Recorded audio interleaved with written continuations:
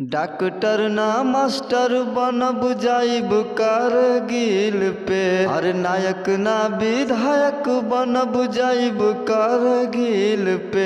अरे लिखले बानी नमवा तोहरे आर्मी लवर दिल पे, लिखले बानी नमवा तोहरे आर्मी लवर दिल पे। जय भीम नमो बुद्धाय साथियों, मैं गीतकार पिंटू परवाना आप सभी का स्वागत करता हूं अपने यूट्यूब चैनल परवाना धुन में। तो चलिए आज के इस वीडियो में आप सभी दोस्तों के लिए लेकर आ गया हूं मिशन गीत, और ये मिशन गीत आप लोगों के लिए बिल्कुल फुल और फ्री है। अगर आप लोग इसे गाना भी चाहते हैं तो गा सकते हैं, इसका कोई चार्ज नहीं देना पड़ेगा। आप लोगों से एक छोटी सी रिक्वेस्ट है कि आप लोग हमारे चैनल पर नए हैं तो चैनल को फटाफट सब्सक्राइब कर दे, ताकि कोई भी हिट मैटर लेकर आऊँ तो सबसे पहले आप लोग के पास नोटिफिकेशन पहुँचे।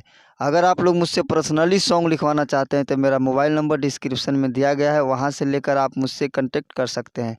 तो चलिए मैं सीधे डबिंग की तरफ चलता हूँ। ट्रैक तो आप लोग को मालूम हो ही गया होगा, टुनटुन लाल यादव जी का है, जिस ट्रैक का नाम है आर्मी लवर। तो वो सॉन्ग जो था डुएट था और ये सॉन्ग सिर्फ सिंगल है। तो चलिए सीधे डबिंग की तरफ चलता हूँ। तो देखिए सॉन्ग है भीम के दीवाना हउए लागे नाही डरवा, मिशन चलावे जय भीम वाला हमरो लभरवा, घूमी घूमी बांटे हो बुद्ध जी के बिचरवा, मिशन चलावे जय भीम वाला हमरो लभरवा। तो चलिए मैं इसका डबिंग दे रहा हूँ ताकि आप लोग को स्पष्ट मालूम चल जाए। भीम के दीवाना हउए लागे नाही डरवा, भीम के दीवाना हउए लागे नाही डरवा, मिशन चलावे जय भीम वाला हमरो लभरवा, मिशन चलावे जय भीम वाला हमरो लभरवा, घूमी घूमी बाटेला हो बुद्ध जी के बिचारवा, घूमी घूमी बाटेला हो बुद्ध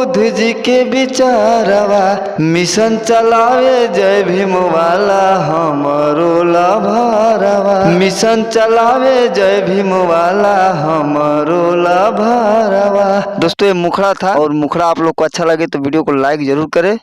और चले अंतरे की तरफ चलता हूँ। तो देखिए फर्स्ट अंतरा है, स्टेटस पे फोटो लगावे सखी, अपना दिलवा में भीम के बसावे सखी, मनुवादी सटत नाही ओकरे पजरवा, मिशन चलावे जय भीम वाला हमरो लभरवा। तो चलिए इसका भी डबिंग दे रहा हूँ ताकि आप लोग को स्पष्ट मालूम चल जाए। स्टेटस पे फोटो लगावे सखी, अपने दिलवा में भीम के बसावे सखी, स्टेटस पे फोटो लगावे सखी, अपने दिलवा में भीम के बसावे सखी, मनुवादी सटत नहीं ओकरे पजरवा, मिशन चलावे जय भीम वाला हमरो लभरवा, मिशन चलावे जय भीम वाला हमरो लभरवा। तो दोस्तों ये फर्स्ट अंतरा था।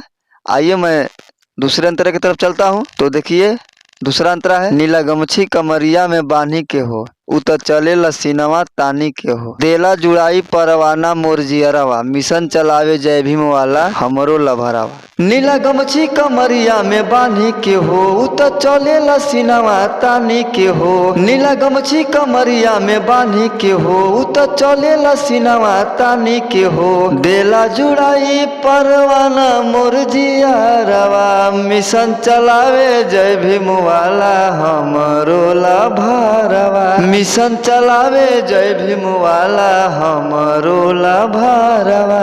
दोस्तों अगर हमारा वीडियो आप लोग को अच्छा लगे तो वीडियो को लाइक जरूर करें, और हमारे चैनल को अभी तक सब्सक्राइब नहीं किया है तो प्लीज़ सब्सक्राइब कर लें। नेक्स्ट वीडियो के लिए तैयार रहें। कमेंट बॉक्स में अपना कमेंट राय जरूर दें। तब तक के लिए धन्यवाद।